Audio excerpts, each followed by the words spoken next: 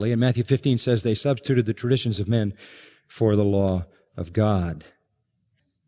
And verse 2 says they have a zeal for God, but with all that information, it's not according to knowledge. They don't have the true knowledge of God. They're lost.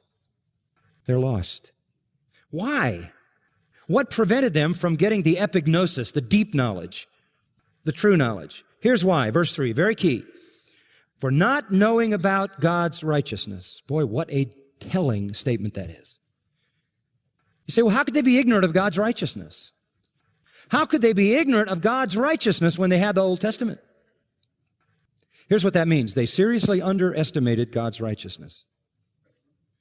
They seriously considered God less holy than He is. They thought God was more tolerant of sin than He was. They came to believe that God would allow hypocrisy.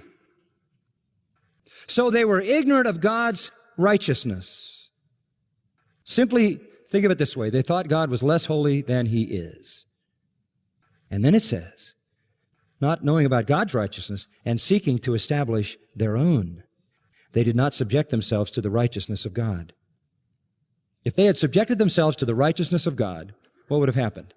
They would have fallen on their face, beat on their breast, and cried for mercy. Because the righteousness of God is articulated in the law, summarized in the Ten Commandments, and summarized again in the law to love God and one's neighbor perfectly. If they really subjected themselves to the righteousness of God revealed in His law, they would have cried out for mercy. They did not do that, but rather sought to establish their own. So they seriously underestimated God's righteousness and overestimated their own righteousness. They thought God was less holy than He was, and they were more holy than they were, and therefore they could meet God's demand on their own terms. If you want to understand Judaism, that's it. That's it. God was less holy than He was in their minds, and they were more holy than they were in their minds.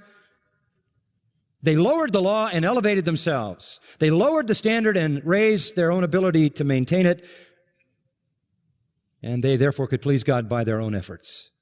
They should have been driven to their knees. They should have been driven to reject their own self-righteousness. They should have seen it as Paul did, manure in Philippians 3. Same is true today. You're going to get the sinner against the wall. You're going to pin the sinner against the wall about eternal life. You're going to convince the sinner that he doesn't love God perfectly and love his neighbor perfectly. And the sinner is going to have a battle on the inside. And the only way he can escape the dilemma is to make God less holy than He is, make himself more righteous than he is, and think he's okay. The natural sinner hates a God who's absolutely holy and hates to admit that he is absolutely sinful. And so what does he do? Lower God and elevate himself.